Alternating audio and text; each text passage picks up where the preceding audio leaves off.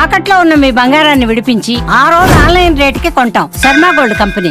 1971 తర్వాత మరోసారి భారత్ పాకిస్తాన్ మధ్య భీకర యుద్ధం జరుగుతోంది. వాస్తవానికి ఈ యుద్ధం ఎవ్వరూ కోరుకోకపోయినా ఉగ్రవాదులకు మద్దతు పలికే పాకిస్తాన్ కయ్యానికి కాల్తువ్వింది. పహల్గాంలో జరిగిన దారుణ ఘటనపై ప్రపంచం నుంచి తీవ్ర విమర్శలొచ్చాయి. అప్పటి వరకు ఎంతో సహనంగా ఉన్న భారత్ సైన్యం ఉగ్రవాదులకు సరైన గుణపాఠం చెప్పేందుకు సిద్ధమైంది. పహల్గాం ఘటనకు ధీటుగా భారత్ ఆపరేషన్ సింధూర్ పేరుతో పాక్ ఆక్రమిత జమ్మూ కశ్మీర్లోని 9 ఉగ్రవాద స్థావరాలపై దాడి చేసింది. ఆ దాడిలో 100 మంది ఉగ్రవాదులను మట్టుపెట్టింది. పాకిస్తాన్ ఆక్రోశంతో రగిలిపోయి దాడులకు తెగబడుతుంది. ఆపరేషన్ సింధూర్ తర్వాత ఇరు దేశాల మధ్య పరిస్థితులు ఉద్రిక్తంగా మారాయి. ఇరు దేశాలు బాంబుల వర్షం కురిపించుకుంటున్నాయి. దేశంలోని సరిహద్దు రాష్ట్రాలపై పాకిస్తాన్ సైన్యం దాడులు చేస్తోంది. దీన్ని భారత సైన్యం ధీటుగా తిప్పికొడుతోంది.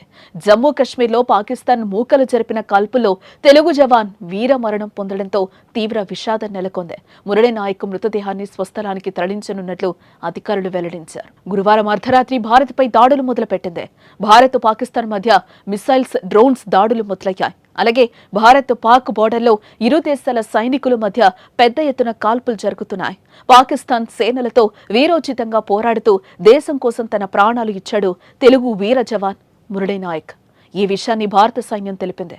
రేపు మురళీ నాయక్ మృతదేహాన్ని స్వస్థలానికి తరలించనున్నట్లు అధికారులు వెల్లడించారు. మురళీ నాయక్ విషయానికొస్తే ఆంధ్రప్రదేశ్ రాష్ట్రంలోని సత్యసాయి జిల్లా కల్లితండ అయినప్పటికీ సోమందేంపల్లి మండలం నాగినాయని చెరువు తండాలో పెరిగాడు.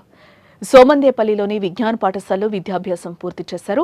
చిన్నప్పటి నుంచి సైన్యంలో చేరి భరతమాతకు సేవ చేయరని కోరికతో ఉండేవారు. ఇందుకోసం ఎంతో కష్టపడి ఆర్మీలో చేరారు. మురళి దేశ రక్షణ విషయంలో ఎప్పుడూ ముందుండేవారు.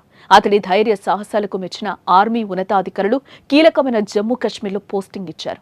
విధులు నిర్వహిస్తున్న మురళి పాక్ ముక్కలను ధైర్యంగా ఎదిరించే క్రమంలో ఒంట్లోకి బుల్లెట్లు దూసుకొచ్చాయి. అయినా లెక్క చేయకుండా శత్రు సైన్యంపై బుల్లెట్ల వర్షం కురిపించారు.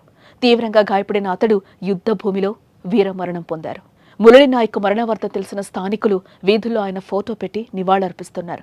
దేశ రక్షణలో తమ బిడ్డ ప్రాణాలు కోల్పోవడంతో ఆయన తల్లిదండ్రులు శ్రీరామ్ నాయక్, జ్యోతిబాయిలు కన్నీరు మున్నీరుగా విలపిస్తున్నారు. ఈ దంపతులకు మురళి ఏకైక సంతానం. మురళీ నాయక్ మరణంతో స్వగ్రామంలో విషాద ఛాయలు నెలకొన్నాయి.